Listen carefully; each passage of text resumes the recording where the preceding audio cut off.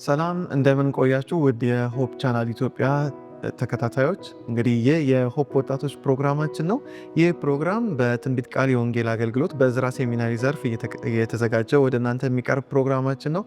ዛሬ በአዲስ ተከታታይ ትምህርት ነው እንግዲህ ወደ እናንተ የምንቀርበው። ይህ ትምህርት የኢያሱ መጽሐፍ ይሰኛል እና በዚህ በኢያሱ መጽሐፍ ላይ የምናገኛቸውን ብዙ ትምህርቶች እግዚአብሔር በረዳን መጠን አብዛኛውን የምንማር ይሆናል ማለት ነው። እንግዲህ በየፕሮግራሞቹ አብራችሁ እንድትሆኑ እንጋብዛቸዋለን። እንግዲህ ይህ የኢያሱ ትምህርት መጽሐፍ ከኢያሱ መጽሐፍ አይደለም የምንጀምረው። ታሪኩን የምንጀምረው ከዘፍጥረት የአብርሃም ታሪክ ይሆናል። ስለዚህ ይህንን በይበልጥ የተማርን የምንቀጥል ነው የሚሆነው። የመጀመሪያ መሰናዷችን የሚሆነው አጭር መግለጫ ከወንድማችን ጌታ ያውቃል የምንሰማ ይሆናል። ከዛ በመቀጠል ደግሞ ጠሊቅ የተሰኘ የውይይት ጊዜያችን ይሆናል። በእነዚህ ፕሮግራሞች ሁሉ ከሌሎችም የሆፕ ወጣቶች ፕሮግራም ጋር አብራችሁን እንድትካፈሉና እግዚአብሔርን እያመሰገናችሁ የበረከቱ ተካፋይ እንድትሆኑ እንጋብዛችኋለን። አብራችሁን ቆዩ።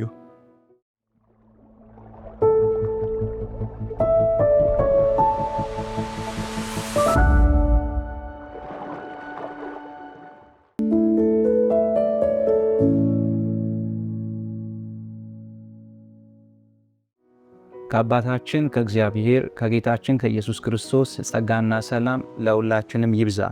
ሰላም እንደምን አላችሁ ውድ አድማጮቻችን? ዛሬ በአዲስ ትምህርት ወደ እናንተ ይዘን ቀርበናል። ክርስቲያን በእምነት ይኖራል ሲባል ሰምታችኋል። ምናልባት እንዲሁም አስተምረን ሊሆን ይችላል። ግን እምነት ማለት ምን ማለት ነው? እምነትስ ከምንድን ነው የምናገኘው? በእምነትስ እንዴት ነው የምንኖረው? መጽሐፍ ቅዱሳችን ስለ እምነት ሲናገር በአዲስና በብሉይ ኪዳን ተጽፎ እናገኛለን። ወደ ብሉይ ስንሄድ ግን በአዲስ ኪዳን ከተጻፈው በተለየ መልኩ በድርጊት ተገልጾ እናገኘዋለን። እምነት ማለት በብሉይ አለመበገርን፣ አለመናወጥን፣ አለመፈታትን፣ በጫንቃ ተደላድሎ መቀመጥን፣ እንዲሁም እንደ ችንካር መተከልን፣ ስፍራን አለመልቀቅን፣ ጸንቶ መኖርን ያጠቃልላል። እነዚህ አጠቃላይ ከሰው ጎን የተጻፉ ናቸው። ከእግዚአብሔር ጎን ደግሞ እምነት በብሉይ የተጻፈው እግዚአብሔር ለሰጠው ተስፋ ቃል ለሰጠው ኪዳን ታማኝና የሚፈጽም አምላክ እሙን አምላክ መሆኑ ተጽፎ እናገኛለን።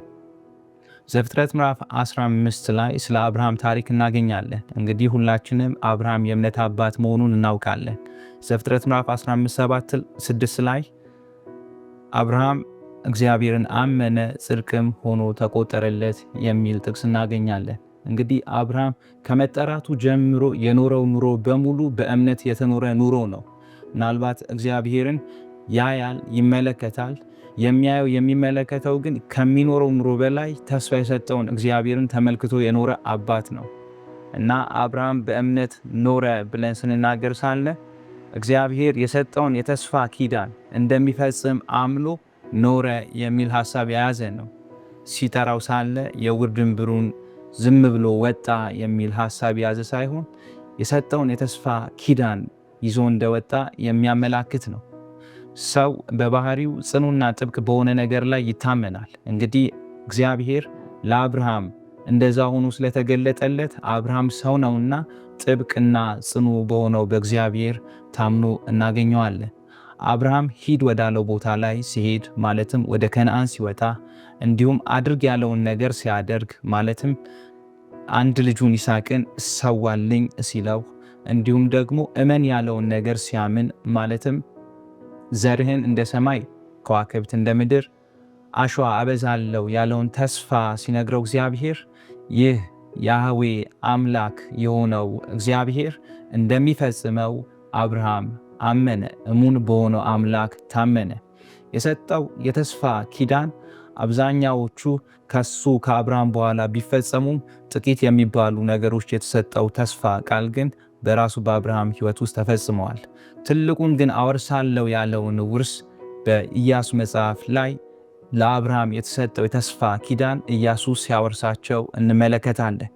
ዛሬም በክርስቶስ ኢየሱስ የተነገረው ያ ተስፋ ለአብርሃም የመሲሁን መምጣት እንዲሁም በእርሱ ዘር መሆኑ ለዛ የተለየ የእምነት አባት ሆኖ መጠራቱን ለአብርሃም የተሰጠው የመሲሁ መምጣት ተስፋ በክርስቶስ ኢየሱስ እንደተፈጸመ እንዲሁ ዛሬም በክርስቶስ ደግሞ ለአዲስ ኪዳን የተሰጠውን ተስፋ ሰዎች እንዲያምኑ መጽሐፍ ቅዱስ ጥሪ ያቀርብላቸዋል። ይህም እምነት የሚለው ነገር በእግዚአብሔር በሰጠው ተስፋ መታመን ማለት ነው። እንግዲህ እምነት አለመበገር ነው ስንል የሚያስበግር ነገር አለው፣ ዋጋ የሚያስከፍል ነገር አለው፣ የሚያናውጥ ነገር አለው። በእነዛ ነገሮች ሁሉ ግን ሰው ሳይናወጥ እንዲኖር እግዚአብሔር በሰጠው ተስፋ እንድናምንና ዋጋ ያለውን ነገር ደግሞ በሕይወት እንድንቀበል መጽሐፍ ቅዱስ ጥሪ ያቀርብልናል። ኢያሱና አብርሃምን እምነት ዋጋ እንዳስከፈላቸው ሁሉ ዛሬም ባልተናነሰ መልኩ በክርስቶስ የተስፋ ቃል ለሚያምኑ ሰዎችና ለሚታመኑ እንዲሁ ዋጋ የሚያስከፍል ነው።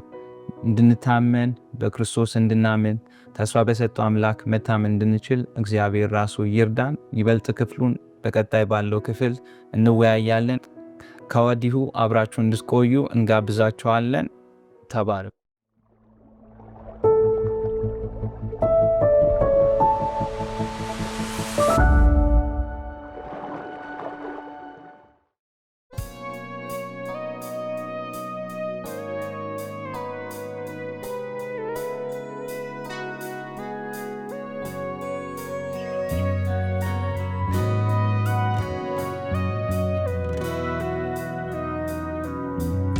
አምንሃለው ጌታ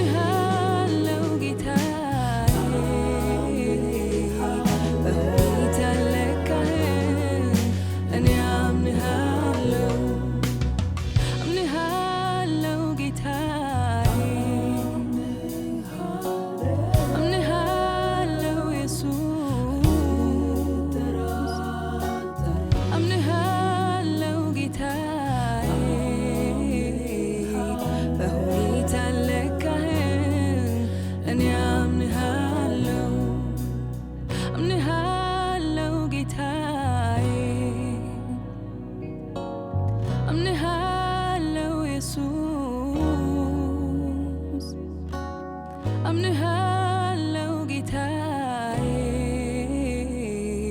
በሁኔታ ለካህን እኔ አምንሃለው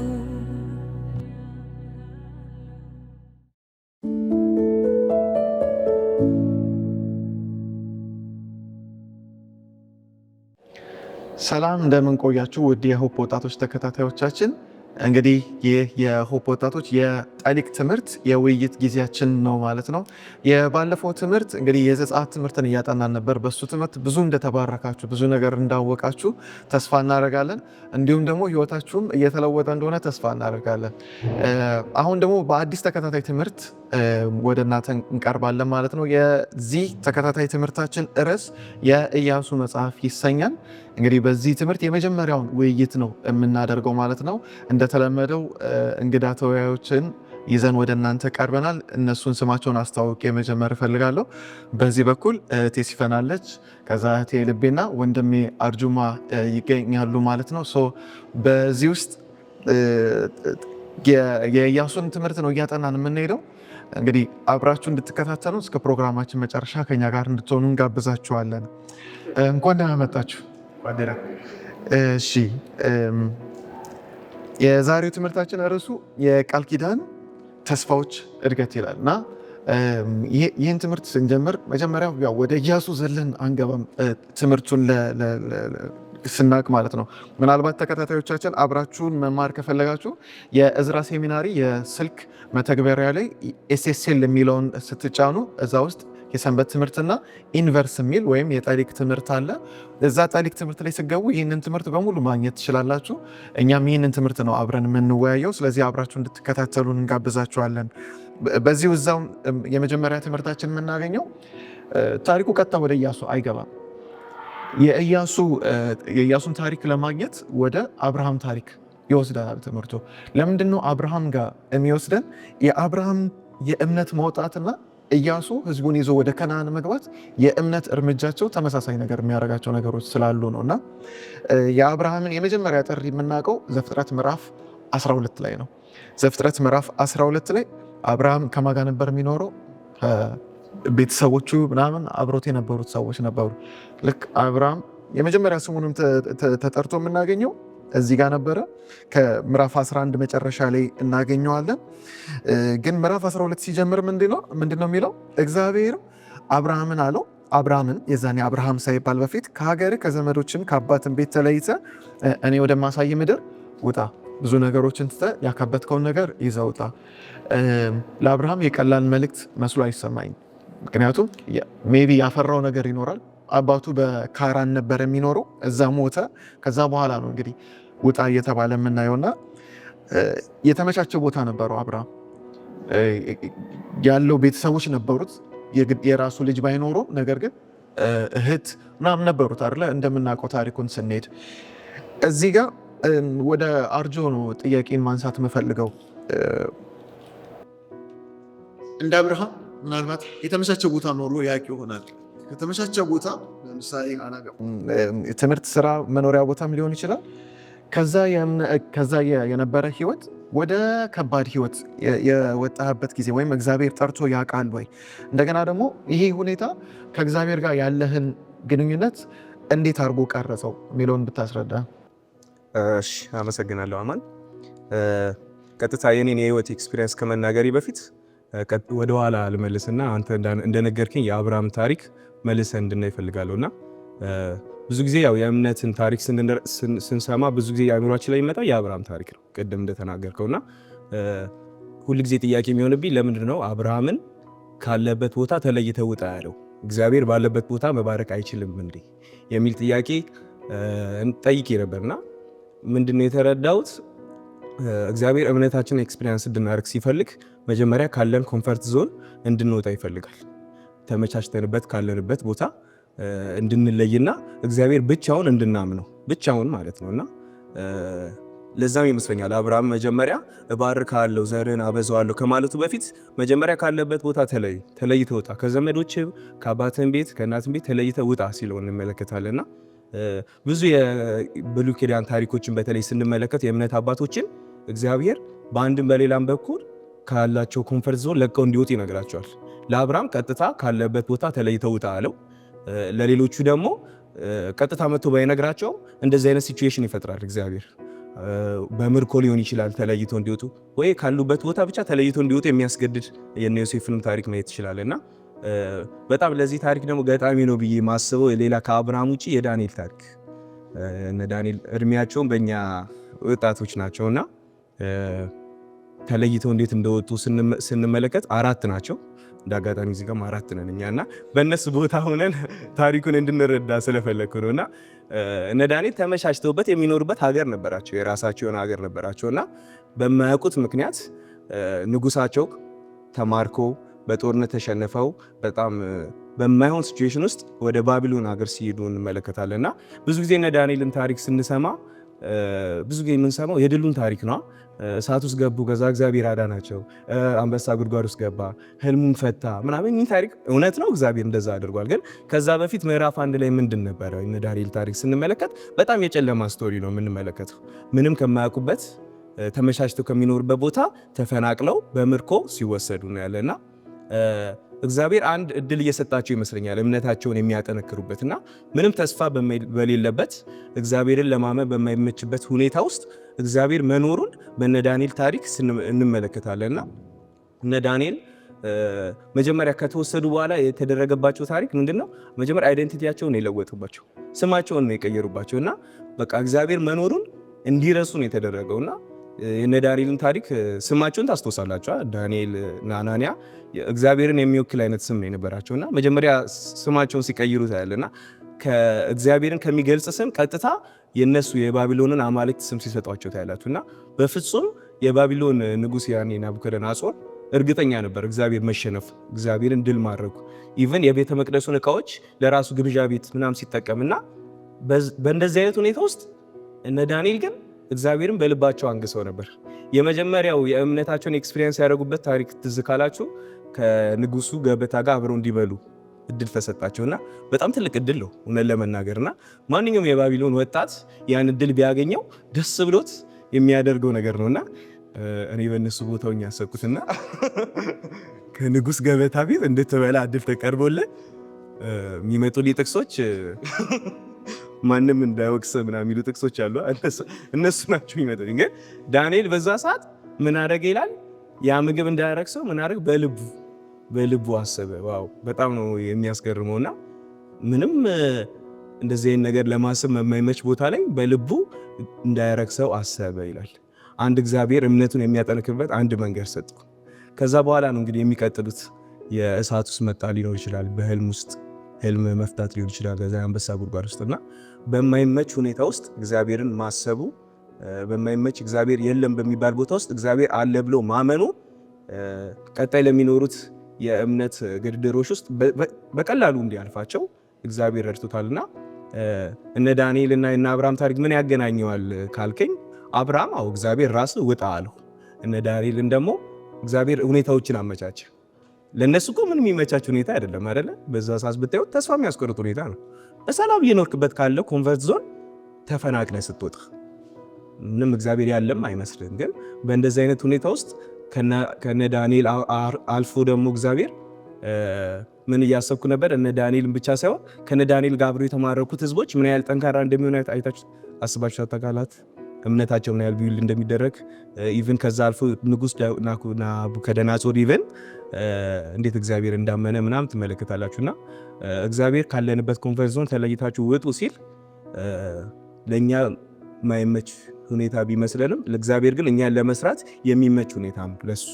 እና ወደ እኔ ህይወት ስመጣ በእንደዚህ አይነት ሁኔታ ውስጥ ወደ ትምህርት ሊሆን ይችላል ወደ ስራ ምናምን አልከኝና እንደ አጋጣሚ ሆኖ እንደዚህ እድል እኔ ጋር አልመጣም። ግን ሞር እንደውም ነሲፍ እና የልብ ብጤቅ አንተ የሚብን ለትምህርት በሚለው ያስኬዳል አይደለ? ከቤተሰቦቻችሁ ተለይታችሁ አይ ቲንክ ተምራችኋል። የልብም አይደለ አማንም እኔ እንደዚህ ኤክስፒሪየንስ አላገጠኝ። ግን በአንዳንድ በምኖርበት ጊዜ ተመቻችተህ ኮምፎርታብል ሆነ እየኖርክበት ካለው ሁኔታ እግዚአብሔር የሆነ የማይመች የሚመስል ሁኔታ ውስጥን ያመጣብሃልና አንተ አትረዳውም። አንተ የሚመስልህ በቃ ይሄ ነገር ከእግዚአብሔር አይደለም። እንዴት እግዚአብሔር እኔ እንደዚህ ያደርጋል ምንም ብለህ ልታስብ ትችላለህ። ግን እግዚአብሔር እድል እየሰጠ ነው እምነትን ኤክስፒሪየንስ የምታደርግበት።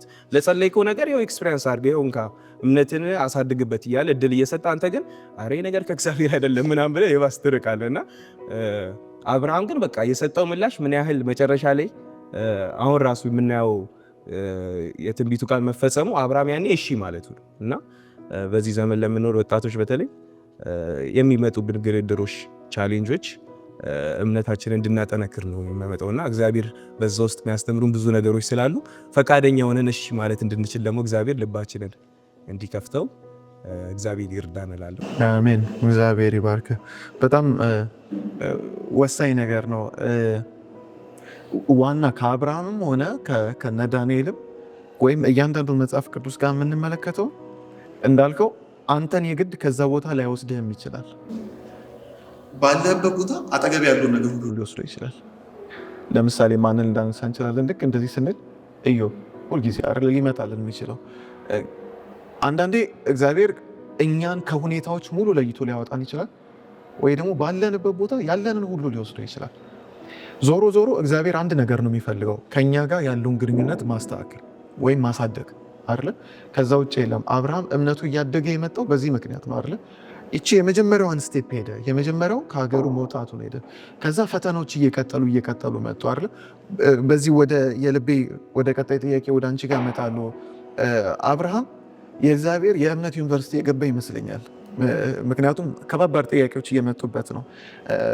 ምን ማድረግ አለበት? የሆነ እግዚአብሔር ቃል እየሰጠው ነው አይደል? ቅድም አርጆ በደንብ ጥሩ አድርጎ ተናግሯል። መጀመሪያ ከሀገር ተለይተ ውጣ ከማለቱ በፊት እግዚአብሔር እባርካለሁ አላሉ። መጀመሪያ ቀጥታ ውጣ፣ ከዛ በኋላ ነው በረከቱን ያመጣው። ልክ ያንን ቃል ከሰጠው ከወጣ በኋላ ያንን ቃል ከገባለት በኋላ እግዚአብሔር ትንሽ አቆየበት አብርሃምን አይደል? የሰጠውን የተስፋ ቃል በጣም ትልቅ በረከት ነው። እኛ እናስተውለዋለን ብዬ አላስብም። ለአብርሃም የተሰጠውን ቃል በክርስቶስ የዘር ግንድ ውስጥ መግባት፣ በአንተ ዘር ትባረካለህ መባልን እና ያንን የተስፋ ቃል ሲጠብቅ እናያለንና የቆየ መሰለው። ወደ አንቺ የማመጣው ጥያቄ ምንድን ነው? እግዚአብሔር የገባውን ቃል ባቆየ ጊዜ፣ የዘገየ በመሰለበት ጊዜ እንዴት ነው እነዛን ሁኔታዎች፣ ፈተናዎች የምታልፊያቸው? በዛውም ደግሞ አያይዘሽ ታጋሽ እንድትሆኚ ተስፋ እንድታደርግ የሚያደርጉሽ ነገሮችን እስቲ ግለጭልን። እሺ፣ አመሰግናለሁ። ያው አርጆ ብዙ ሀሳብ አንስቷል። የኔው ሀሳብ እንግዲህ አንተ እንዳልከው እግዚአብሔር ቃል ኪዳንን ይገባል ወይም ደግሞ ቃልን ይሰጠናል፣ ልክ ለአብርሃም ቃል እንደገባው ማለት ነውና ቃል በተገባልን ጊዜ እንዴት ነው መጠበቅ ያለብን?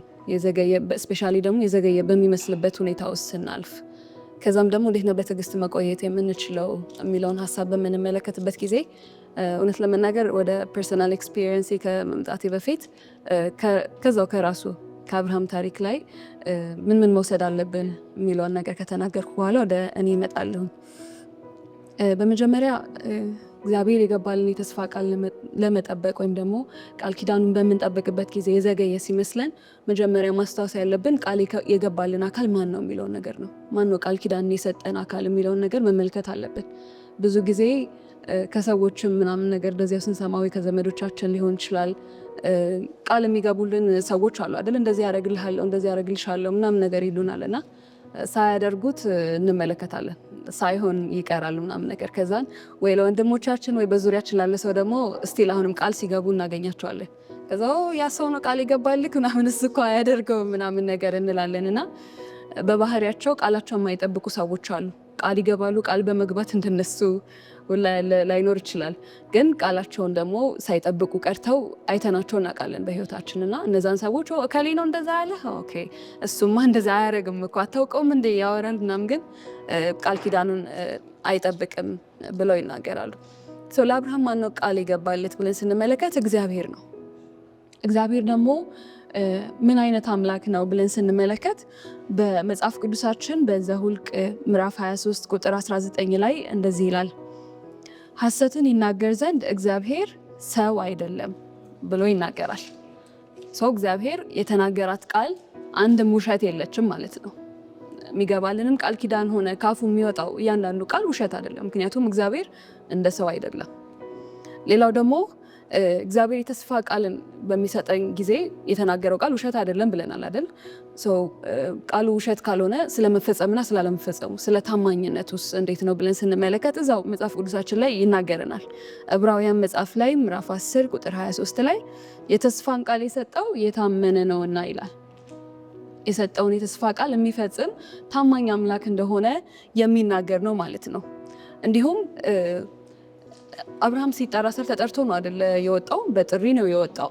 ከቃል ኪዳኑም ከተነገረው የተስፋ ቃልን በተጨማሪ ተጠርቶ ነው ካለበት ከህዝቡ ከወገኑ ተለይቶ የወጣው ማለት ነውና ያ የጠራ አካል ደግሞ ታማኝ እንደሆነ በድጋሚ እነኚህ ጥቂት ጥቅሶች ናቸው። መጽሐፍ ቅዱሳችንን ሁሉ ብናገላብጠው እግዚአብሔር ምን ያክል የተስፋ ቃሉን የሚጠብቅ ቃል ኪዳኑን የሚጠብቅ ታማኝ አምላክ እንደሆነ ተጠቅሶልናል። ግን ከብዙ በጥቂቱ እንደው እንመልከት ለማለት ያህል ነውና እንዲሁም በተጨማሪ አንደኛ ተሰሎንቄ ምዕራፍ 5 ቁጥር 24 ላይ የሚጠራችሁ የታመነ ነው እርሱም ያደርገዋል ይላል። ስለዚህ እግዚአብሔር የተናገረውን ቃል ውሸት ካልሆነ እንደ ሰው ካልሆነ ከአፉ የሚወጣው ቃል ውሸት ካልሆነ በተጨማሪም የገባውን የተስፋ ቃል የሚፈጽም የታመነ አምላክ ከሆነ ጠርቶን ደግሞ ማያሳፍረን ታማኝ አምላክ የሆነ በቃ ያለውን ነገር የሚያደርግ አምላክ ነው ማለት ነው ስለ ማንነቱ ስንመጣ እና ይህንን አምላክ ነበረ አብርሃም ተስፋ ያደረገው ወይም ደግሞ ቃል ኪዳኑን ይፈጽማል ብሎ የተማመነበት አምላክ ይሄ ነው። ቃል የገባልን አካል ከማወቅ ነው የሚጀምረው መጠበቅ ማለት ነውና እግዚአብሔር ደግሞ ቃል ኪዳኑን የሚጠብቅ አምላክ ብቻ ሳይሆን ቃሉን መጠበቅ የእግዚአብሔር ኔቸሩ ነው፣ በቃ ባህሪው ነው። ቃሉን አለመፈጸም ወይም ደግሞ ቃሉን አለመጠበቅ አይችልም። ልክ አሁን ባህሪ የሆነ ባህሪ ያለና ሁላችንም እንደዚህ ከሌኮ እንደዚህ ነው የምንለው፣ በቃ እንደዛ እኮ ነው እሱ ምናምን ብለን አክሰፕት የምናደርጋቸው ሰዎች አሉ። እግዚአብሔር ኔቸሩ ይሄ ነው። በቃ ካሉት ኔቸሮች መካከል አንዱ ቃሉን መጠበቅ። በእኛ ላይ ዲፔንድ የሆነ እንትን አይደለም ያለው። ምክንያቱም የአብርሃም ታሪክ ይነግረናል። አብርሃም ቃል ኪዳኑ እስኪፈጸምለት ድረስ ሳይጠብቅ እስማኤልን ወልዷል አይደለ? በነዛ ነገሮች ውስጥ እግዚአብሔር እንትን አላለ። አልፎም ተርፎ እስራኤላውያንን ስንመለከት በቃ እስከ ከነዓን እስከሚሄዱበት ጊዜ ድረስ በጣም ብዙ ጥፋቶችን አጥፍተዋል። ብዙ አለመታዘዞች ነበሩ ምናምን። እግዚአብሔር እንዳለው ብቻ በቃ በመንገዱ ብቻ አልነበረም ሲሄዱ የነበረው። ግን እግዚአብሔር ያ ሁላ ነገር የነሱ አኳኋን ቃሉን ከመጠበቅ ወደኋላ አላደረገው። ስለዚህ ይሄ እግዚአብሔር ባህሪ እንደሆነ እንመለከታለን ማለት ነው። ከዛም ማን እንደሆነ ካወቅን በኋላ ደግሞ ማመን። እግዚአብሔር ባህሪው ይሄ ነው ኔቸሩ ነው ብለን ካልን በኋላ ማመን ይጠበቅብናል። አብርሃምም ያንን ነው ያደረገው። መጨረሻ ላይ ጥቅሱን እናነባዋለን። በሮሜ መጽሐፍ ምዕራፍ 4 ቁጥር 20 እና 21 ላይ ስንመለከት ሳለ ብዙ ጊዜ የምናውቀው አብርሃም ማመነ ጽድቅም ሆኖ ተቆጠረለት። ከማመን በተጨማሪ ግን አውቆት ነበረ ማንን ተማምኖ እንደነበረ እና ጥቅሱ እንደዚህ ይላል፣ በእምነቱ ሳይደክም ተመለከተ፣ ለእግዚአብሔር ክብር እየሰጠ የሰጠውንም ተስፋ ደግሞ ሊፈጽም እንዲችል አጥብቆ እየተረዳ በእምነት በረታ እንጂ ባለማመን ምክንያት በእግዚአብሔር ተስፋ ቃል አልተጠራጠረም። አብርሃም እግዚአብሔርን ከማመን በተጨማሪ ምን አለ እንላለን? የተስፋ ቃሉን ሊፈጽም እንደሚችል እየተረዳ መረዳቱ ነበረ ማለት ነው። የታመነውን አምላክ ያውቅ ነበረ። የተስፋ ቃሉ እንደሚፈጽምለት እየተረዳ በእምነቱ ደግሞ ያድግ ነበረ ማለት ነው። ስለዚህ ከማወቅ ቀጥሎ ምን አለ? እምነት አለ። የሚያደርገውን አምላክ በማመን ውስጥ በማወቅ ውስጥ እምነታችን ይቀጥላል ማለት ነው። ከዛም ደግሞ ሁላችንም የሆነ የምንጠብቀው ነገር አለ አይደለ? በህይወታችን ውስጥ መንፈሳዊም የሆነ በስጋዊም የሆነ እግዚአብሔር እንዲያደርግልን የምንፈልጋቸው ነገሮች አሉ፣ የሆኑልን ወይም ደግሞ ገና ሊሆኑልን ያሉ የምንጠብቃቸው ነገሮች አሉና አብርሃም በመጠበቅ ውስጥ ምን ያደርግ ነበረ? በእምነቱ ሳይደግም ምን ያደርግ? ክብርን እየሰጠ ይላል። ስለዚህ እግዚአብሔር ምን ሊያደርገን ይችላል? መጠበቃችንን ወደ አምልኮ ሊቀይርልን ይችላል። ካያችሁ አብርሃም የሆነ ነገር ይላል መጠራጠር ሲገባ እግዚአብሔር ደግሞ ሪያሹር ሲያደርገው ወዲያው ምንድን ነው የሚያደርገው? መስዋዕትን ነው የሚያቀርበው፣ ወደ አምልኮ ነው የሚሄደው። ስለዛ መጠበቃችን ዝም ብለን ቁጭ ብለን እንድንጠብቀው አይደለም። በመጠበቅ ውስጥ ማምለክ ወይም ለእግዚአብሔር ክብር መስጠት አለ። ምክንያቱም አናውቀውም መቼ ሀፕን ሊያደርግ እንደሚችል የተሰጠን የተስፋ ቃል ማለት ነውና በመጠበቅ ውስጥ እነኚህ ሶስት ሀሳቦች መርሳት የለብንም። የተስፋ ቃል የተሰጠን ሰዎች ነን። ብዙ አለ በመጽሐፍ ቅዱስ ላይ የተገባልን የተስፋ ቃል እግዚአብሔር እንደማይተወን እንደማይጥለን እንደ አይኑ ብሌን እንደሚመለከተን የተሰጠን የተስፋ ቃል አለ። እነዛን የተስፋ ቃላቶችን ደግሞ እንትን ለማለት የእግዚአብሔርም ማንነት ማወቅ ማመንና በማመን ውስጥ በዛ በመቆየት ውስጥ ደግሞ ለእግዚአብሔር ክብርን እየሰጡ እያመለኩ መቀጠል አለ። ሌላኛው ደግሞ ስለ ትዕግስት ጠይቀኸኝ ነበረ። እንዴት ነው መታገስ ያለብን? ቃል ተገብቶልና አወቅን አመንን ምናምንና ለመጠበቅ እንዴት ነው መታገስ ያለብን የሚለውን በምንመለከትበት ጊዜ ወይ በጣም ትዕግስትሽ ተፈትኖ ያውቃል እስከ ጥግ? እኔ ደስ የሚለው እግዚአብሔር እንደዛ እስካሁን አልፈተነኝ። ምናልባት ፌል ታደርጋለች ብሎ ይሁን አላቅም፣ አይቶልኝ እንደሆነ አላቅም፣ ግን በጣም ፈትኖኝ አያውቅም እግዚአብሔር። ግን የተፈተንሽበት የሆነ ትንሽም ቢሆን ይኖራል። የተፈተንኩባቸው ጊዜያቶች አሉ፣ ግን ያን ያህል ደግሞ አሁን ከወጣሽ በኋላ ስላየሽው ይሆናል ሜይ ቢ እንደዚህ የምትይኝ አልፎ እንትን ስለሆነ በነበርኩበት ሰዓት ሜይ ቢ እንዲሆንልኝ የዛኔ ተጠራጥረሽ ታውቂያለሽ ወይ? እግዚአብሔር ኦፍኮርስ ያጋጥማል እንደዚህ አይነት ነገር። ፐርሰናሊ በእኔም ባይሆን ስለ እህቴ የተወሰነቻችሁ ታውቃላችሁና ታማ በቆየችበት ጊዜ ላይ እንደ ቤተሰብ ያሳለፍነው ነገር የሆነ ሰዓት ላይ እግዚአብሔርን በጣም እንተማመነዋለን፣ ያደርገዋል ምናምን እንላለን። የሆነ ሰዓት ላይ ደግሞ እንደ እግዚአብሔርን እንደዚህ እያመንን እንደዚህ ትረስት እያደረግ ነው በቃ እንዴት ነው ለእንደዚህ አይነት ሁኔታ አሳልፎ የሚሰጠን ምናምን ነገር ብለን መጠራጠር ውስጥም እንገባለን። ከዛ ደግሞ አንዳንድ ሰዎችም ደግሞ ተስፋ የሚያስቆርጡ ምናምን ነገር አይጠፉም። ማለት እግዚአብሔር እኮ ሊያስተምረኝ ነው ምናምን ነገር ብላ እሷ ዲፌንድ ለማድረግ ስትሞክር እግዚአብሔር ከመቼ ወዲህ ነው በመከራ ምናምን ማስተማር የጀመረው ምናምን የሚሉ ቃላቶችን ደግሞ ከቃሉ ውጭ ያሉትን ነገሮች ስናዳምጥ ሞር ወደ ስጋችን እንመጣለን። ቃሉ የሚለውን ትተን ሰዎች በዙሪያችን የሚያወሩትን ነገር ላይ ፎከስ ስናደርግ ኦፍኮርስ እንደ ማንኛውም ሰው ይሄ ነገር እንዴት ነው ምናምን ነገር ብለን እንጠራጠራለን። በሳይ ነገሮች አትናድርገው ያውቃል። ግን ያው እንዴት አለሽ እና ምን አስተማርሽ? እግዚአብሔር የራሱ ታይሚንግ እንዳለው በቃ የራሱ ሰዓት አለው፣ የራሱ ጊዜ አለው። ነገሮችንም ደግሞ የሚያደርገው ለራሱ ክብር ነው፣ ለኛ አይደለም። በዛ ነገር ውስጥ ሊጠቀመን ይችላል ምናምን፣ ግን መጨረሻ ላይ ክብሩ የሚወስደው እግዚአብሔር ራሱ ነው። አድርጎታል፣ ፈጽሞልን፣ ተፈውሳለች፣ ደህና ሆናለች፣ አሁን እየተንቀሳቀሰች ነው ምናምን። ግን የሚያስተምረንም ትምህርቶች አሉ ብዬ አስባለሁ። እኔ እግዚአብሔርን በጣም ስለማመን ኤክስፒሪየንስ ያደረኩበት ጊዜ ማለት ያን ጊዜ ማለት ነው። በቃ ቢሆንም ባይሆንም ማመን በቃ የሆነ እለት እለት የምናየው ለውጥ አልነበረም በሷ። በነገራችን ላይ ድንገትን ሀፕን ያደረገው ያ ነገር፣ ግን በዛም ውስጥ ስናልፍ እግዚአብሔር የተስፋ ቃል እንደሚጠብቅ ሞይ ደግሞ አባታችን ስላለ ይመስለኛል በቃ እግዚአብሔር እኮ ይችላል ምናምን ነገር ስለሚለን ወደኋላ እንድንል ብዙ እድሎች አልነበሩም። በጣም ጥሩ።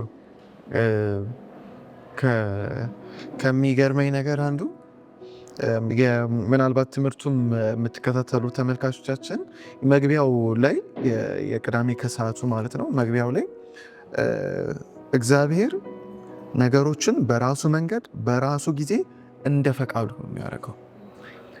እግዚአብሔርን አምናለሁ ስንል እግዚአብሔር አምናለሁ ስትይ ወይም እግዚአብሔርን አምናለሁ ስትል ይህን ሁሉ ተቀብለን ነው የሚገባው። አብርሃም ይህን ሁሉ ተቀብሎ ነው የገባው። የራሱ ፕላን መሀል ላይ ገባ።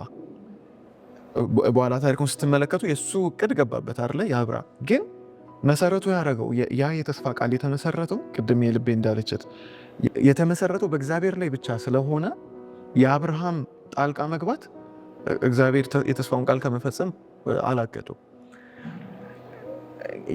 ብዙ የተስፋ ቃላቶች አሉ እግዚአብሔር ቃል ይገባልን። ምናልባት ቅድም አርጆስ ታነሳ ሜይ ቢ ይሄ የወጣቶች ፕሮግራም ሲሆን ብዙ ወጣቶች የሚመለከቱን አምናለው አብዛኛው የዩኒቨርሲቲ ተማሪ ይሆናል፣ ወይም ደግሞ ከዩኒቨርሲቲ የወጣ ተማሪም ሊሆን ይችላል፣ ወይም ደግሞ በስራ ምክንያት ከቤቱ ተለይቶ የመጣ ሰው ይኖራል። በዚህ መካከል እግዚአብሔር በዛ ሰው ውስጥ የፈጸመው የሆነ የተስፋ ቃል አለው። አንብቦት ተረድቶት ላይሆን ይችላል፣ መጽሐፍ ቅዱስ ላይ አንብቦት ላይሆን ይችላል፣ ይሄ ነው ልካ ላይል ይችላል። ግን እግዚአብሔር በውስጥ የሰራው ብዙ ነገር አለ። አብርሃም ይሄንን ጥቅስ ባይዘዌ አሁን ያልሽውን ሮሜ ላይ ያለውን ጥቅስ ከሮሜ ምዕራፍ 4 ቁጥር 19 አውቀዋለሁ፣ ቁጥር 22 አውቀዋለሁ። በመሀል ያለውን ግን አይቼው አላውቅም። ለምን እንደሆነ አላውቅም። ለእግዚአብሔርም ክብርን እየሰጠ አይደለ? የእሱና የሳራ አካል ስጋ እንደደከመ እያወቀ በእምነት ሳይደክም ተመለከተ። ለእግዚአብሔርም ክብር እየሰጠ የሰጠውንም ተስፋ ደግሞ ሊፈጽም እንዲችል ማን? እግዚአብሔር አጥብቆ እየተረዳ በእምነት በረታ እንጂ በአለማመን ምክንያት በእግዚአብሔር ተስፋ ቃል አንድም አልተጠራጠረም። እና እግዚአብሔርን ማወቅ ለእምነት ይጠቅማል። የመጀመሪያው ስቴፕ እግዚአብሔርን ማወቅ ከዛ ማመን እንደሆነ በደንብ ነግረሽናል። እግዚአብሔር ይባርክሽ። የልብም ወደ መጨረሻ ጥያቄ ልምጣና ሲፍ አንቺ ጋር ያው መቼም መጽሐፍ ቅዱስን አንብበን እንትና እንደዚህ ነበር እንትና እንደዚህ ነበር ብለን አንጨርስም። እኛ ጋር ሲመጣ እንዴት ነው እምነታችን ሊታይ የሚችለው? በትምህርት ሊሆን ይችላል፣ በስራ ቦታ ወይ በሶሻል ሚዲያ። በተለይ ጊዜው የእንደዚህ አይነት ስለሆነ በእንደዚህ አይነት ቦታ ላይ የሰው እምነት እንዴት ነው ግልጽ ሊሆን የሚችለው? እንደገና ደግሞ በከባድ ጊዜ አንቺ ልክ እግዚአብሔርን አምነሽ ያመጣልሽን በረከት ብታካፊን ደስ ይለናል። እሺ ያው ስለ እምነት እየተወያየን ነው እና ሞር እምነትስ በኢያሱም ላይ አይተናል፣ በአብርሃም ላይ አርጆም የልቤም እንደገለጹት ተዋብናል። እና ቅድም ስትጠቅስ አንድ ውስጤ ሲመላለስ ከነበረ ቃላት ውስጥ አብርሃም የተገባለት ቃል ነበረ። ያው ዋና ዋና የሚባሉ ቅድም ገጡታል። ግን ከዛ ውስጥ ምንድነው ማለት ነው ኢየሱስ ከሱ ዘር ሀረግ ውስጥ እንደሚወጣ አንዱ የተገባለትን ቃል ነበረ እና ከሱ ዘር ሀረግ እንደሚወጣ በሚያውቅበት ጊዜ ዋና ዓላማው በዛ ውስጥ የነበረው ምንድነው ማለት ነው ያው እዛው እንደተባለ በሱ ጊዜ አይደለም የተከናወነው እና ቆይቶ በሚመጣው ነገር ላይ እምነት ኖሮት ይጣበቅ ነበር። በቃ ይሄ ያንን ነገር በማመን እንትን ይጠብቅ ነበር እና በዛ ጊዜ ውስጥ ምንድነው ማለት ነው ከሱ የሚወጡት አብርሃም ከልጅ ልጅ እያሉ የሚሄዱት የእስራኤል ሕዝብ ምንድን ነበረ ለኢየሱስ መምጫ ምንድነው ማለት ነው ጠራጊዎች ነበሩ። በቃ ጎዳና እየጠረጉ እግዚአብሔርን ወይ ደግሞ ኢየሱስን ማመልከቻ የሆነ መጣበቂያውን መንገድ ምንድነው ሲሰብኩን በቃላት ውስጥ እንደሚመጣም ሲያመለክቱ ይሄ የሚታይ ነበር እና የእነሱ አባት መሆኑ ያ አንዱ ተስፋ ነበር። የእነሱን አባት ሆኖ ለዛ የተባለለት ቃል ደግሞ መጣበቁ ራሱ አንድ ተስፋ በዚህ ውስጥ ሳይ ነበር እና ያው የኔ ጥያቄ ሞር እንዴት ነው አሁን ላይ ካለው ሁኔታ ጋር የሚያያዝ ነው። ላይክ በትምህርት ቤት ውስጥ በምንስ ነው እና ላይክ እነዚህ ነገሮች መደርደሩ ይሄ እንደ ካቴጎሪ ከማስቀመጣችን በፊት እኛን እግዚአብሔር ላይክ መጀመሪያ ከኛ ምን ይጠበቃል? ይሄ በዚህ ውስጥ ከምንል በፊት እኛ እንደ ሰው ማንነት ብለን የእግዚአብሔር ኔቸር ብለን ቅድም የልቤም እንዳለችው እንደጠቀሰችው እንደሚዘረዘሩት እኛስ ያንን ምን አይነት ኔቸር ሊኖረን ይገባል የሚለው ማየት የሚያስፈልግ ይመስለኛል። ስለዚህ ላይክ እኛ ራሳችን ምንድነው ማለት ነው እምነትን ራሱ ኖረን ማሳየት መቻል አለብን። በተለያዩ ቦታዎች ላይ ከማለታችን ወይ ከመታየቱ በፊት እምነትን ኖረን መታየት በእኛ መታየት አለበት። አንዳንድ ሰው ምንድነው ማለት ነው ልክ እግዚአብሔርን የማያውቅ በወንጌሉ ያልደረሰው ምን ያለው እኛ ነን የመጀመሪያ ወንጌል የምንሆንለት። ስለዚህ የእኛን አመል አይቶ እኛ የምናሳየው መኖራችንን አይቶ ነው ከዛ በኋላ በእውነትም ወደዛ ለመምጣት ወይ ደግሞ ለመጠየቅ እንኳን ኢኒሺየት ሊያደርግ የሚችለው ማለት ነው።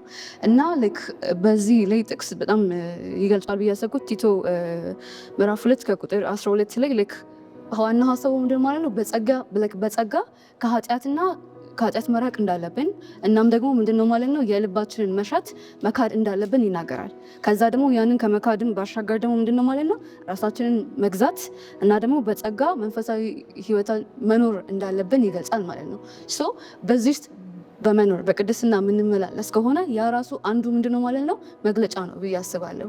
ሶ ይሄ በዚህ ውስጥ የሆነ ስፔሻል ማድረግ ያለብን ነገር የለም። ከዚህ መሄድ ኦልሬዲ በህይወታችን በየቀኑ ስለምንላመደው ያ በራሱ ገላጭ የሆነ ነገር ነው፣ ራሱን የቻለ ፋክተር ነው ብዬ አስባለሁ። ግን ስፔሲፊክሊ ደግሞ እየገባን በምናይበት ጊዜ በትምህርት ያው እኔ ባለሁበት በትምህርት በምናይበት ጊዜ በዲፍረንት ስቴጅ ኦፍ ላይፍ ላይ የምናስበረግ ኤሌመንተሪ ላይም ሃይ ስኩል ላይም ግቢ ላይም ምናምን እያለን ዲፍረንት የሆኑ ውጣ ውረዶች በምናልፍበት ጊዜ ምንድነው የተለያዩ ሰዎች እናገኛለን። የተለያየ ቋንቋ የሚያወሩ ሰዎች ባክግራውንዳቸው አስተዳደጋቸው ዲፍረንት የሆነ የተለያየ ሃይማኖት ተቋም ተከታዮች የሆኑ አሉ እና በዛ ውስጥ እንዴት ነው እኔ ኢየሱስን ላይክ ማንጸባረቅ የሚችለው የሚለው በጣም ላይክ መመላለስ ያለበት ነገር ነው። ቢኮዝ እኛ ራሳችን ሞተን ክርስቶስ ከሆነ በውስጣችን የሚኖረው የኛ ራሱ መገለጫ እሱ መሆን አለበት። ሶ በዛ ውስጥ ማቴዎስ 5:16 ላይ ይገልጻል። ይሄ ምን ይላል? እንዲሁም ሰዎች መልካሙን ስራችሁን አይተው በሰማይ ያለውን አባታችሁን እንዲያከብሩ ብርሃናችሁ በሰዎች ፊት ይብራ። ስለዚህ እኛ ምንድነው ላይክ በውስጣችን ያለው ብርሃን ክርስቶስ በየቀኑ የምንወስደው የምንመገበው ከቃሉ በጸሎት የምንወስደው የሚያስተምረን ነገር ማሳየት መቻል አለብን። በትምህርት ቤት ውስጥ የተለያዩ ሰዎች አሉ። ስለዚህ እንዴት ነው አፕሮች የምናደርጋቸው? ቀጥታ ላይክ ኢየሱስን ተቀብላችኋል ወይ ምናምን ብሎ ማስደንገጥ ብቻ ሳይሆን አመላችን ራሱ ሊመሰክር ይገባዋል። ላይክ እንዴት ነው አንዳንዴ ምንድነው ህጉ ራሱ መጠበቅ አንድ የክርስቲያን ማመልከቻ ነው ያስባለሁ። ለክ ይሄ ፐንክቹዋሊቲ ብለን የምንለው ነገር ከአስተማሪ ጋር ራሱ ለክ ጸውስ ውስጥ አለመግባት ማለት በዛ ውስጥ መታወቁ ራሱን ችሎ ነው። ትናንሽ የሚመስሉ ህጎች ግን የተከማቹ ትልቅ የሆነ ነገር ኢየሱስ ሊያሳዩ የሚችሉ ፐንክቹዋሊቲን ድጋሚ ደግሞ ምንድነው ማለት ነው ለክ ሰዎችን እንዴት ነው መከሮች በሚደርሱበት ጊዜ ፈተናዎች በሚመጡበት ጊዜ ግቢ ላይ ምንም ላይ ያለን እንዴት ነው አፕሮች የምናደርገው ያንን ፕሮብሌም። ስለዚህ ላይክ እንደ ሰው በመጨነቅ ምን በማለት በመፍራት ነው ወይስ ላይክ ቅን በማሰብ ላይክ ይሄ ጥርጣሬ ሳይኖር ሌሎቹንም እንዴት ነው እንዲረጋጉ በማድረግ በመንገር አረ እግዚአብሔር አለ ምናምን ያለን ያጽናና ነው ወይ እንትን የምንለው ቢኮዝ እኛም ምን የተቀደስና የተለየን። ስለዚህ ሌላው ሰው የሚደነግጥበት የሚፈራበት ያንን ነገር ሊያስደነግጠው ይችላል። አያስደነግጥም አንልም ሰው እስከሆነ ድረስ ግን ደግሞ እንዴት ነው እኛ ለዛ ነገር ሪስፖንድ የምናደርገው እንዴት ነው ተለይተን ለእነሱም በእኛ በማመናችን ማየት የሚችሉ ብዬ ያ ነገሮች አሉ።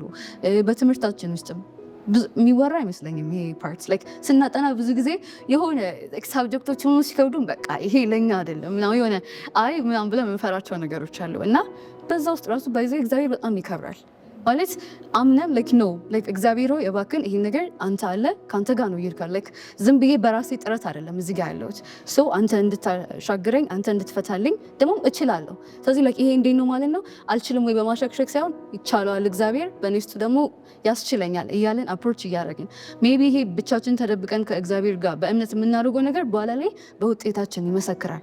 ስለዚህ ያ ይሄም አንዱ በትምህርት ውስጥ ስናልፍ ያ ነገር ይኖራል ብዬ አስባለሁ። ብዙ ተማሪያን በቃ ሌሎቹ እኮ እንዲህ ታለንትድ ናቸው ኦር ሶምቲንግ ብሎ እራሱን የሚደብቅበት ጊዜ አለ እና እኛ እንድንደበቅ የተጠራን ሳንሆን በእግዚአብሔር እንደምንችል ለማሳየት እንደሆነ በዚህ ውስጥ በቃ የተለያዩ ነገሮች በቃ ኢቭን ራሱ አሁን እኔ ትልቅ ተግዳሮት የሚሆንብኝ ላይክ ሰንበትን ማክበር ላይክ ግቢ ላይ አስተማሪዎች ምናምን በቃ በቅዳሜ ተማሩ ምናምን የሚለው ነገር አለ እና እግዚአብሔር ግን በቃ መጸለይ ነው። እግዚአብሔር ሆይ እባክህን እኔ በዚህ ውስጥ እየተፈተንኩ ነው አንተ እጅህን አሳየኝ እያልን ያ ራሱ ኖ ብሎ አስተማሪዎችን ለማነጋገር መሄዱ ለመናገር መሄዱ ራሱ ድፍረትን ይጠብቅ።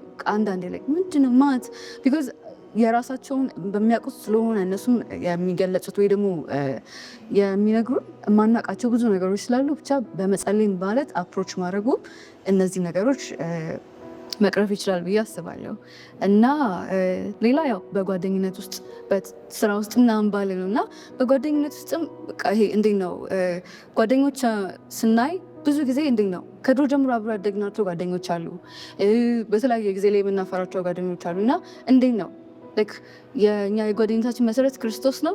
የምናወራቸው ወሬ አባባላችንስ እንዴት ነው የሚለው ነገር በጣም ወሳኝ ነው ብዬ አስባለሁ። ቢኮዝ እንዴት ነው አባባሎች ራሱ ጓደኛህን አሳየኝ አመንህን አሳየኝ ካይንድ ነገር ላይክ ነው እና እንዴት ነው እኛ ኢዝሊ ኢንፍሉዌንስድ የሆንነው ነን ወይስ እኛ ነን ኢንፍሉዌንስ የምናደርገው? ኢንፍሉዌንስ ብቻ ሳይሆን ደግሞ ፖዚቲቭሊ ላይክ በጥሩ መልክ ነው እኛ ራሱ እያሳደርን ያለው ያንን ተጽዕኖ ወይስ አይደለም የሚለው በጣም እርስ በርስ ላይ መታየት ያለበት ይመስለኛል።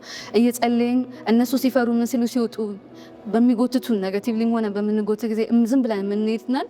ስፔሻሊ ቲኔጀሮች ወይ ደግሞ ታዳጊዎች ላይ በጣም የሚታይ ነገር ነው።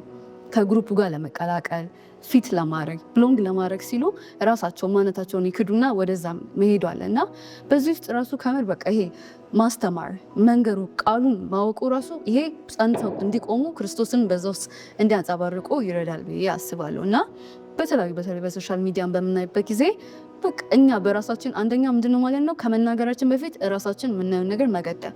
ሶሻል ሚዲያውን በጣም ኤቭሪቲንግ በቀላሉ አክሰስ ማድረግ የሚቻልበት ሁሉ ነገር የሚታይበት ነው እና እንዴት ነው ራሳችንን የምናያቸው ነገር እውነት እግዚአብሔር ይከብርበታል። በዛ ጊዜ ላይ ስክሮል ማድረግ እዛ ውስጥ መገኘት ኢንተርቴን ማድረግ ብቻ ሳይሆን አንዳንዴ ሲበዛ ኮንትሮል ማድረግን ይመጣል እና ራሳችንን እንዴት ነው ጊዜያችንን የምናሳልፈው? በዛ ላይ ምን አይነት ነገር ነው የምናየው? የምንለቃቸው ነገሮች ካሉ ደግሞ የምንሰጠው እዛ ላይ ኢንፍሉዌንስ ለማድረግ የአንዳንዶቻችን አካውንት ሊሆን ይችላል እና በዛ ውስጥ ላይ እንዴት ነው እንትን የምናደርገው? ኢንፍሉዌንስ እያደረግን ያለ ነው። ሰዎች አይተው ወይ ይጠፋል። የሚያውቁን ሰዎች አይተው የሚሰናከሉበት ሊሆን ይችላል። ማያውቁን ደግሞ እውነት ከክርስቶስ ይሄ ከሆነማ እምነት ብለው የሚሄዱበት ሊሆን ይችላል እና እያንዳንዱ የምናደርጋቸው ነገሮች ምንድናቸው ማለት ነው ለሌላ ሰው እንታያለን ብለን እንኳን ሳናስብ መታየታችንን ኢንፍሉዌንስ ማድረጋችንን ትንሽ እንኳን በምንለው አለና በዚህ ሁሉ ውስጥ እግዚአብሔር እንዲረዳን መጸለይ እንዳለብን ስፔሻሊ ደግሞ የተለያዩ ነገሮችን እንደዚህ በምናደርግበት ጊዜ የሰዎች ተሳሰብ ለሰዎች መጥፊያ መንገድ እንዳንሆን ቢኮዝ ተጠያቂ ያደርገናል እና በመጸለይ መንቀሳቀስ እንዳለብን በማመን እግዚአብሔር ማለት በማናየው ነገርን በማመን ይሄ ነገር ይሆናል ብለን ከእግዚአብሔር ጋር መንቀሳቀስ አለብን ብዬ አስባለሁ። እና ሲመስለኝ ሌላኛ ጥያቄ ደግሞ ለአንቺ ያመጣልሽ በረከት አለ ወይ? ኦኬ እሺ፣ አዎ ማለት አንዳንዴ እግዚአብሔርን እንዴት ነው መጠባበቅ ወይ ደግሞ እግዚአብሔር የሆነ ቃል ተናግሮኛል ብለን ያንን መጀመሪያ ላይ ኢኒሻሊ መጠበቅ ቀለል ይላል ማለት ላይክ ኦኬ የተስፋ ቃል አለኝ ደስ በቃ ይሄ ሲጀመር ላይ እንጸልያለን እንጠብቃለን። ከዛ በኋላ ታይሙ በሄደ ቁጥር እየሄደ በሆነ ቁጥር የሆነ የመዘጌቱ ምናምን ነገር ሲኖረ ስልችቱም ይመጣል። እግዚአብሔር ሆይ ይሄ ሁላ ጊዜ አለፈ ምን እያለ የምንሰላችበት ጊዜ ይመጣል እና እኔ ስፔሲፊክሊ 2 ዓመት በፊት ምናምን ይመስለኛል ነገና ግቢ ጆይን እያደረኩ ሰከንድ ምናምን እንትን እያለሁ በቃ ይሄ እንዴት ያው ከቤተሰብ መለየቱም ነበረ ድጋሚ እዚህም ስመጣ በቃ የተለያዩ የሚያስጨንቁ ብዙ ነገሮች ነበሩና በጣም በቃ ፈርቼ የነበረበት ጊዜ ነበረ እና ከምር በቃ እግዚአብሔር ምንድን ነው እዚህ ያመጣኝ ማለት ልክ እንዲህ እንድስተቃኝ ነው እንዲያመጣኝ ብዬ ሳማር ነበረ እና ግን እግዚአብሔር ላይክ የሆነ ጸጥ ሲለኝ ይሰማኝ በል ምን ማለት ነው? ከዛ በቃ እንዴት ጸጥ ስለኛል አሌክሳለሁ እግዚአብሔር ብዬ እላለሁ። ከዛ በቃ ሳይ ምንም በቃ ዝም ብሎ መቀመጤ ምንም እያመጣ እንዳለ ስረዳ መጸለይ በቃ ጉልበቴ ሲንበረከካ አለው በቃ ሲከብደኝ ሮጬ ስነግረው ቀሎኝ ስለምነሳ በቃ ዲፔንደንሲን አመጣ እና መታመኑ ሲመጣ ድጋሜ እየጸለይኩ ምናምን ሄድኩ። ከዛ በቃ ጾም ጸሎት እንድለማመድ አደረገኝ ሳላስበው በቃ ሌላ ጊዜ የምደክመው ነገር አሁን ላይ ግን በቃ ያንን ነገር ለማረፍ ስል በቃ እግዚአብሔር አንተ ብቻ ነው የምትችለው የሚለውን ስረዳ በዛ ውስጥ መሄድ ጀመርኩኝና ያኔ በጣም ከብዶኝ ነበር እውነት በቃ እግዚአብሔር ጋር ተግዳሮት ገብቼ በቃ ለምን ስል ነበር። ግን አሁን ላይ ወጥቼ ሳየው አሳይ ቃልም ማንበብን አስተማረኝ። የማያልፉ በሚመስሉ ጊዜት ውስጥ እንዴት መታመን እንዳለብኝም ሲያሳየኝ ነበርና እግዚአብሔር በቃ በስተመጨረሻ ምንድን ነበር መልካም መሆኑ ያ ሁሉ ነገር ለበጎ የሆነልኝ ነገር ነው እንጂ ለእኔ ጥፋት እንዳልነበረ አሳይቶኛል እና እግዚአብሔር ይመስገን። እግዚአብሔር ባርክሽ። በጣም በተለይ ወጣት ሆኖ የማይፈተን ያለ አይመስለኝም። በቃ እኔ ፈተና ውስጥ የለሁም ብሎ የሚያስብ ሰው ከሆነ ሴጣን የሆነ አይነት ፈተና ውስጥ ከቶት ትቶታል ማለት ነው። የሆነ አይነት የእንትን አይነት ሉፕ ይሆናል ተመላለሽ የሆነ ህይወት ውስጥ ከቶት በቃ ሴጣን ይህን ሰውዬማ አልነካውም ከዚህ በላይ ከነካሁት መልሶ ክርስቲያን ሊሆን ይችላል ብሎ የሚተው መፈተናችን አይቀርም ማለት ነው። የሚገርም ነገር ስለ ሶሻል ሚዲያም ስታነሺ ዛሬ ጠዋት አንድ ሶሻል ሚዲያ ላይ አንድ አጭር ቪዲዮ ነገር አይቼ ነበር። እሱን ተናግሬ እንጠቀልላለን። ቀኑን ሙሉ አብሮህ አንድ ሰው የሚውል ሰው ኢየሱስ ከአንተ ጋር መሆኑን እርግጠኛ መሆን ይችላል ወይ?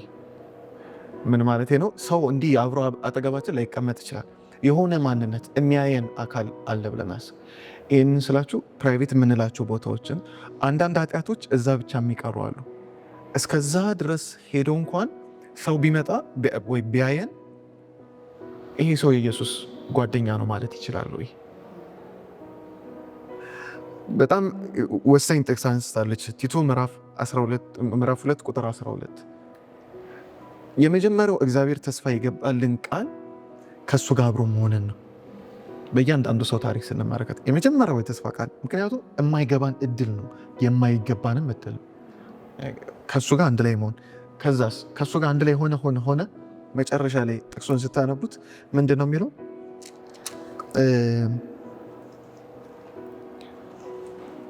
ቁጥር 12 እና 13 አንድ ላይ ነው። ይህ ጸጋ ኃጢአተኝነትና ዓለማዊነትን ምኞት ክደን የተባረከውን ተስፋችንን እርሱም የአምላካችንን እና የመድኃኒታችንን የኢየሱስ ክርስቶስን ክብር መገለጥ ከእሱ ጋር አንድ መሆን ማለት ነው። ከዛ በኋላ እሱም ብቻ ይሆን ራሳችንን በመግዛትና በጽድቅ ማንንም በመምሰል እግዚአብሔርን በመምሰል በዚህ በአሁኑ ዘመን እንድንኖር ያስተምረናል። አልቲሜት የመጨረሻው ግቡ ኢየሱስን መምሰል ነው። በቃ ሁሉንም ጥቅሶች ስትመለከቱ ኤፌሶንም ላይ ሄዳችሁ ስትመለከቱት በቃ በልጁ ሁሉንም ምን ለማለት ነው ለመጠቅለል ነው ይላል አይደል? ስለዚህ በቃ ያለን ብቸኛ አማራጭም እሱን መምሰል ነው። ስለዚህ እዚህ መታችሁ የተወያያችሁትን ወንድምና እህቶችን እግዚአብሔር ይባርካችሁ እያልኩ ምናልባት ይህንን የምትመለከቱ ተመልካቾች ከግማሽም የጀመራችሁ ከመጀመሪያውም እየተከታተላችሁን ያላችሁ ካላችሁ ህይወታችሁ ኢየሱስን ይመስላል ወይ? ምናልባት በእምነት ተጠርታችሁ የማይመች ቦታ ላይ ሆናችሁ ኢየሱስን ማየት ከብዷችሁ ያላችሁ ሰዎች ካላችሁ ሁኔታው ላይ መስል ይችላል። ለአብርሃም 25 ዓመት ጠብቆ ይስሐቅን ማግኘት የ25 ዓመቱ መጀመሪያ ላይ 25 ዓመት አልፎ የሚመጣው ይስሐቅን አላሳየው።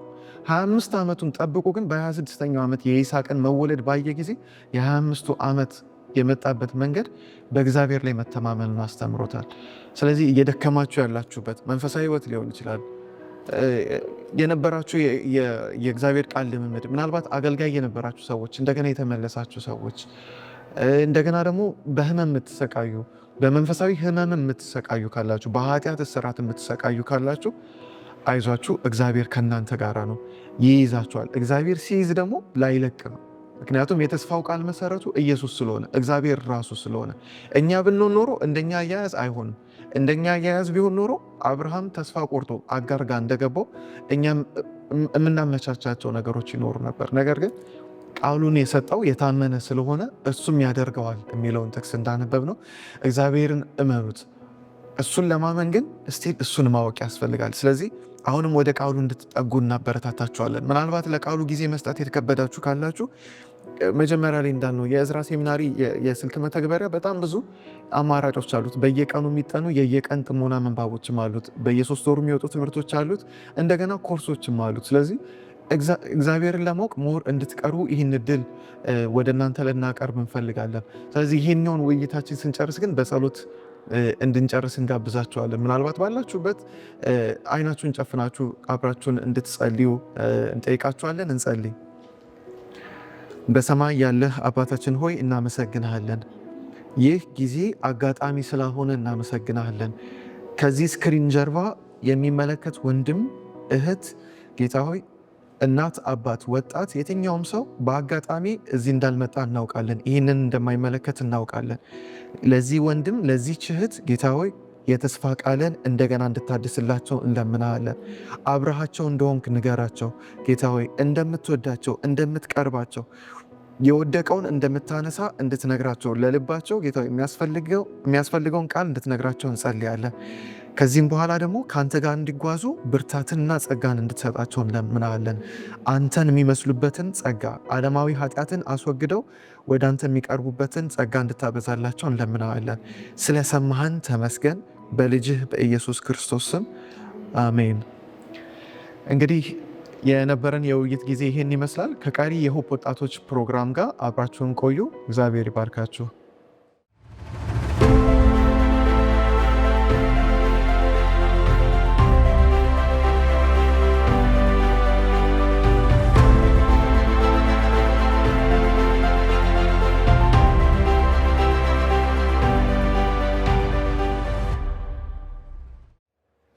ስለነበረን ጊዜ የእግዚአብሔር ስም የተመሰገነ ይሁን።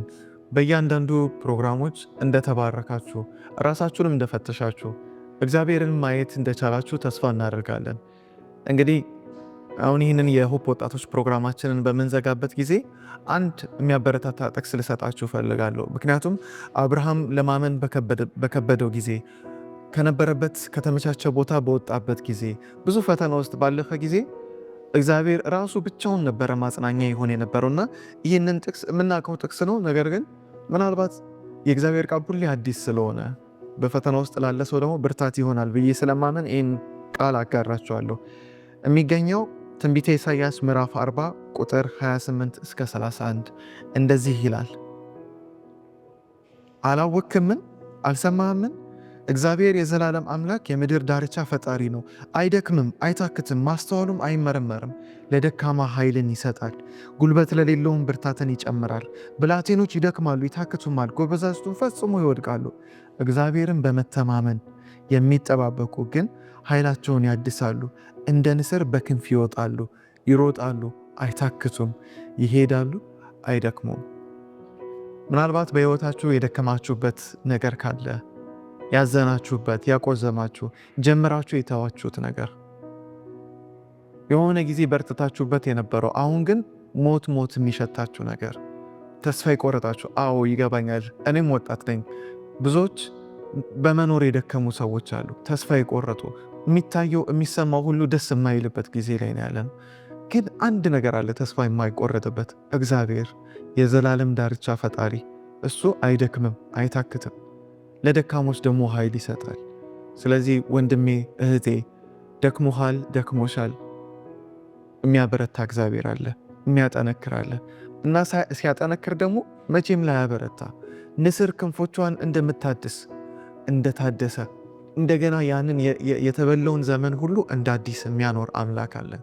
ስለዚህ ከዚህ በኋላ የምንጸልየውን ጸሎት አብረን በመጸለይ እንደገና እንድትታደሱ ከእግዚአብሔር ጋር ያለን ግንኙነት እንደ አዲስ እንዲታደስ ጥሪ ያቀርብላችኋለሁ። በሰማይ የምትኖር ውድ አባታችን ሆይ እናመሰግንሃለን።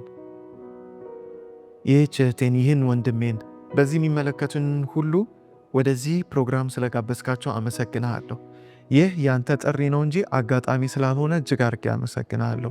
ምናልባት ለሰው ያልተናገረው ለሰው ያልተናገረችው የሚያልፉበት በጣም ከባድ የሆነ ፈተና ካለ ጌታዊ ወንድሜን እህቴ እንድታበርታ ጸልያለሁ። የዘላለም ፈጣሪ የምድር ዳርቻ ያበጀህ አምላክ ምድርን ያለ ካስማ ያቆምክ ጌታዊ ፍጥረታትን ሁሉ በቃለ የፈጠርክ እኛን ደግሞ ይበልጥ በእጅህ የፈጠርክ አምላክ ለዚህ ወንድሜ ለዚህች እህቴ ብርታት እንድትሆናቸው ለምናለሁ። ኃይላቸውን እንድታድስ እንደ ንስር እንደገና እንድታወጣቸው ይሄዳሉ አይደክሙም፣ ይሮጣሉ አይታክቱም እንደተባለ ጌታ ሆይ እንድታበረታቸውን ለምናለሁ። ምናልባት የተውት መንፈሳዊ ህይወት፣ ምናልባት የተውት የጸሎት ህይወት ከቃል ጋር ያለ ጌታ ሆይ ግንኙነት የነበራቸው ህይወት ካለ እንደገና በአንተ ብርታት እንዲያድሱት ይህንን ጸሎት እንጸልያለን። የምታበረታ አምላክ፣ የምታጠነክር አምላክ፣ ኃጢአተኛውን የምታጸድቅ አምላክ ጌታ ሆይ እባክህ ይህንን ወንድም ይህችን እህት አንተ አበርታት።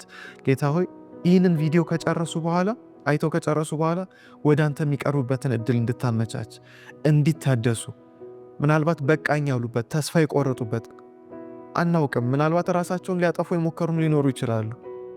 በአንተ ግን ተስፋ እንደማይቆረጥ እንድትነግራቸው ለልባቸው ይህንን ቃል እንድትነግራቸው ለምንሃለሁ። ጌታ ሆይ እንዳልሰሙ ጌታ ሆይ ከዚህ በፊት አንተ ብርታት እንዳለ አንተ ኃይል እንዳለ በቃል ውስጥ የተገለጠው ጌታ ሆይ ቀልድ እንዳልሆነ ወሬ እንዳልሆነ አፈ ታሪክ እንዳልሆነ ነገር ግን የእውነት እንደሆነ እንዲገባቸው ለልባቸው እንድትናገር ጸልያለሁ። ጌታ ሆይ በምስጋና ደግሞ ወደ አንተ እንዲቀርቡ እንድታገዛቸው በእምነት እንደ አብርሃም ወደ አንተ መውጣት እንዲችሉ ያልካቸውን መስማት እንዲችሉ 25 ዓመት 50 ዓመት ቢፈጅ ጌታ ሆይ የሰጣቸውን ቃል መጠበቅ እንዲችሉ አንተ እርዳቸው። ጌታ ሆይ ደግሞ በውይይቱም እንዳስተማርከን ትልቁ ያንተ ስጦታ ጌታ ሆይ ያንተ የተስፋ ቃል ካንተ ጋር መኖር ነውና ከዛም በኋላ ደግሞ መጨረሻው አንተን መምሰል ነውና ይህንን ቪዲዮ የሚመለከቱ ሰዎች ሁሉ አንተን መምሰል እንዲችሉ እንድትረዳቸው እለምንሃለሁ። ይህንን ቃላችንን ሰምተህ ጌታ ሆይ በእኛ ታማኝነት ሳይሆን በአንተ ታማኝነት በአንተ ማንነት ላይ የተመረኮዘው የተስፋ ቃል ለሕይወታችን እንዲፈጸም እንጸልያለን። ስለሰማህን ጸሎታችን ስለመለስክ ተመስገን። ቀሪውን ጊዜና ሰዓት ሁሉ አንተ ተረከብ። በልጅህ በኢየሱስ ክርስቶስ ስም አሜን። እንግዲህ ወንድሞች እህቶች ይህንን ስለተመለከታችሁ እግዚአብሔር ይባርካችሁ። እስካሁን አብራችሁን የቆያችሁ ተመልካቾቻችን ለሚኖራችሁ ምንም አይነት አስተያየት ከታች የምታዩትን አድራሾቻችን እንድትጠቀሙ እንጋብዛችኋለን። ምናልባት ይህን ቪዲዮ በመጨረሻ ላይ የደረሳችሁና እንደገና ልታዩት የምትወዱ ካላችሁ ደግሞ የሆፕ ቻናል ኢትዮጵያ አማሪክ የተሰኘ የዩቲዩብ ቻናል አለን። በዛ ቻናል ላይ ገብታችሁ እነዚህን ቪዲዮዎች ልታገኙ ትችላላችሁ። ከቀሪ የሆፕ ቻናል ኢትዮጵያ ፕሮግራሞች ጋር አብራችሁን ቆዩ። እግዚአብሔር ይባርካችሁ።